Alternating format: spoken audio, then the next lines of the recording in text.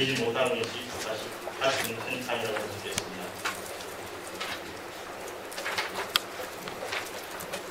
다음은 개성공단 사업이 남북한 경제에 어떤 경제적 효과를 갖고 있는가, 그런 측면에서 본다 그러면 아까 말씀드린 대로 개성공단의 어떤 실적치와 예상치로 나눌 수 많은데, 전체적으로 보면 남한 경제에 있어서는 내수 진작 효과 약 650억 달러와 인건비 절감 효과 283억 달러 포함해서 약 936억 달러의 경제적 기회비용 효과가 기대 효과가 있다고 하어 있습니다. 또한 북한 측면에서도 인건비 수입과 여러 가지 기반 기대 판매 수입 그리고 제품 수입을 통해서 총 약 한 42억 달러를 얻을 수 있을 것으로 기대되는데, 결국 개성공단 사업은 국책의 이용 사업이 아니라 남한의 권리사업으로 얻게 되는 남북 상생의 경제 협력 사업이라고 할 수 있겠습니다. 다음은 개성공단 사업에 대한 저희들이 지난해 11월달에 설문조사한 결과가 있습니다. 이것은 연구원과 교수님들 그리고 북한 관련 전문가 104명과 개성공단 입주기업 34곳에 대해서 설문조사한 내용입니다. 전반적으로 개성공단 사업에 대해서 어떻게 평가하느냐고 했더니 전문가들과 입주기업 모두 다 10명 중 9명 성공한 기업이라고 평가했으며, 특히 어느 부분에 대해서 더 성공한 것을 평가하느냐에 대한 질문에서는 많은 사람들이 남북 상생의 경제 협력 모델을 제시했다. 그리고 실제 기업을 하고 있는 입주기업 사람들은 중소기업에 활로를 제공하고 남북한 상호 이해를 증진시키고 동지간 회복에 큰 보탬이 됐다고 응답했으며, 전문가들은 남북한 긴장 완화에도 많이 기여를 했다고 답변했습니다. 다음은 개성공단 사업이 중소기업 활성화에 얼마나 기여했느냐에 대한 질문에 대해서 개성공단 입주기업들은 거의 대부분 97.1%가 상당히 기여했다, 그리고 다소 기여했다면서 긍정적인 답변을 보여주었고, 전문가들도 72.1%의 응답을 보냈습니다. 그리고 해외 공단 대비 개성공단의 경쟁력이 어떤가에 대한 질문에서는 매우 높다, 다소 높다의 긍정적인 질문이 약 87%와 97% 매우 높은 긍정적인 답변이었습니다. 특히 보시면 입주기업이 전문가에 비해서 매우 크게 기여했다, 매우 높다 이렇게 후한 점수를 주고 있습니다. 이것은 현장의 목소리라고 할 수 있겠습니다. 그러면 경쟁력 보유 부분에서는 어느 부분에서 더 큰 부분별로 경쟁력 확보 부분에 대한 질문에서는 양질의 저렴한 노동력 그리고 양질의 저렴한 노동력에 대해서는 모두 다 높은 긍정적인 경쟁력 부분으로 평가를 했고, 전문가들은 동일한 언어 사용 그리고 입주기업에 있어서는 동일한 언어 사용도 높은 응답률을 보였지만 시리즈적 이점으로 인해서 기술 지도가 논의하고, 또 한편 남한에서 지금 유행하고 있는 상품은 곧바로 국책의 기술 지도를 지키면 남한에서 유행하는 최신 유행 상품이 바로 생산이 가능하다, 이런 측면에서 입주기업들은 높은 긍정적인 답변을 보였습니다. 해외 공단 부분에서 다소 취약한 부분도 있습니다. 대부분이 남북한 정치 군사적 영향에 매우 민감하다. 특히 입주기업들은 거의 100%라고 지금 답변했습니다. 그러나 개성공단 사업이 향후 어떻게 되어야 되는지에 대한 질문에서는 확장되어야 된다. 이것이 85%와 97%, 거의 대부분이 개성공단 사업은 앞으로도 계속 확대되어야 한다고 응답하였습니다.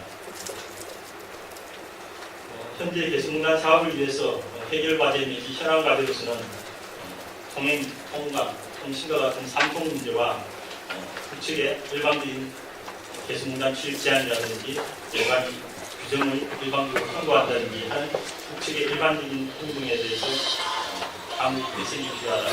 그리고 입주기업들은 북한 근로자들 추가 확보 문제, 그리고 이를 위한 기숙사 거리 문제, 그리고 판로와 보호부가 가치 상품을 생산하기 위한 전략문자 발전과 맹산지 문제를 들었으며, 특히 입주기업들은 개성공단 기업 입주기업에 대해서 정부의 지원이 필요하다고 응답했습니다.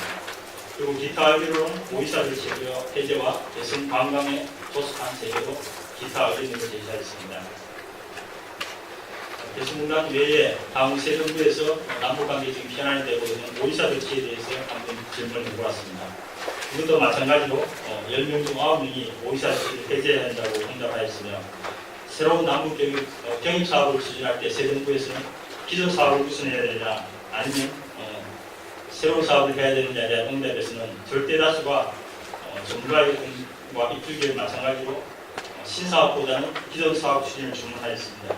이것은 기합의 사업의 우선 실시를 위해서 상호 신뢰를 회복하는 점, 또 실현 가능성이라든지 또 이미 개성공단과 같이 이 정부의 인프라와 정부 지원에 들어간 부분이 있기 때문에 사업의 효율성, 경제성 측면에서 기존 사업을 우선 실시할 필요가 있다고 하였습니다. 그러면 기합의 사업 중에서 어떤 부분을 우선하는 게 좋겠느냐, 이런 기합의 개혁 사업의 우선순위에 대해서는 개성공단 사업을 확대하고 남북 관광 사업을 확대하려고 하였습니다. 이것은 아마 개성공단 사업의 경우는 남북 경색 상황에서 불구하고 현재 가동되고 있는 만큼 더 중요성이 반영된 것 같고, 남북 관광 사업은 그동안의 남북 관계 발전에 기여한 측면, 그리고 남북 관계의 경색을 돌파하는, 그리고 새로운 우리 정부의 메시지를 전달하는 측면에서 그런 상징성을 감안해서 남북 관광 사업 확대를 주장하였습니다. 그리고 현재 남북 경협 사업은 어떤 제약점이 있느냐? 앞에서 개성공단 사업과 마찬가지로 경제적 측면보다는 남북 간 정치 군사적 긴장과 갈등, 그리고 남북 당국 간 신뢰의식 부족과 같이 경제 외적 제약면을 최대 걸림돌로 지적하고 있습니다. 마지막으로 개성공단 사업 발전 방안에 대해서 간략히 말씀드리겠습니다. 개성공단 사업이 지속적으로 확대 발전되고 활성화되기 위해서는 앞서 설문조사 결과에서도 나왔듯이 경제 외적 불안 요인을 최소화하는 것이 필요하다고 봅니다. 이를 위해서는 한반도의 안정적 관리와 정경분리 원칙으로 정치 군사적 영향을 최소화하고 최소한 남북 경협 부분에서는 정경분리 원칙과 정치 군사적 영향을 최소화해야 한다고 생각합니다. 그리고 두 번째로는 남북 상호 신뢰 회복과 개성공단 사업에 대한 인식의 전환이 필요하다고 하겠습니다. 이를 위해서는 남북 당국 간 회담 재개에서 그리고 오이사 조치 완화를 통한 개성공단의 신규 투자를 대응하고, 개성공단 사업은 단순한 경영 사업이 아니라 경제적 편익과 정치 군사적인 편익도 동시에 있다는 측면에서 평화 경제 사업에 대한 인식의 전환이 필요합니다. 그리고 세 번째로는 개성공단 사업의 내실화가 필요합니다. 통행, 통관, 통신과 같은 상통 부분의 어떤 인프라를 개선하고, 그리고 시민 안전 보장과 같은 법적 제도적 개선에 역점을 둘 필요가 있습니다. 그리고 농무 부분에 있어서는 북한 쪽의 원활한 공급 문제를 해결하고, 북한 근로자들에 있어서도 우리가 북한 근로자들의 노무 관리의 자율성도 지금 많이 부족한데, 다시 말해서 북한 근로자들의 채용, 해고, 인사 배치 이런 노무 관리의 자율성도 개선이 필요하다고 했습니다. 특히 북한 인력의 원활한 공급을 위해서는 기숙사 건설 문제와 원거리 출퇴근 버스를 더 확대 운영할 필요가 있다고 하겠습니다. 그리고 마지막으로는 개성공단 사업의 국제화와 대북 지렛대 역할을 벌일 필요가 있다고 하겠습니다. 내국 기획을 적극 유치해서 남북 간 정치 영향에 의해서 개성공단 사업이 중단되는 그런 위협을 최소화하는 한편, 활로 확보 차원에서 개성공단 제품의 한국산 인증도 필요합니다. 이미 아세안과 싱가포르하고는 외계 가공 지역으로 인정한 선례가 있기 때문에 중국이나 미국 그리고 EU와의 FTA 과정에서도 외계 가공 지역 인정에 대한 노력이 매우 중요하다고 하겠습니다.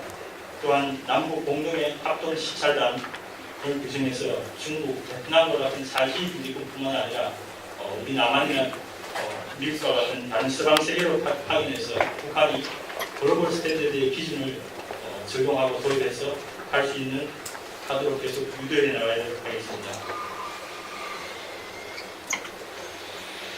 끝으로 1단계 사업을 조기에 성공리에 빨리 마무리하고 2, 3단계 사업도 조기 착공함으로써 북한 경제 예남 의존율을 높일 필요가 있다고 하겠습니다.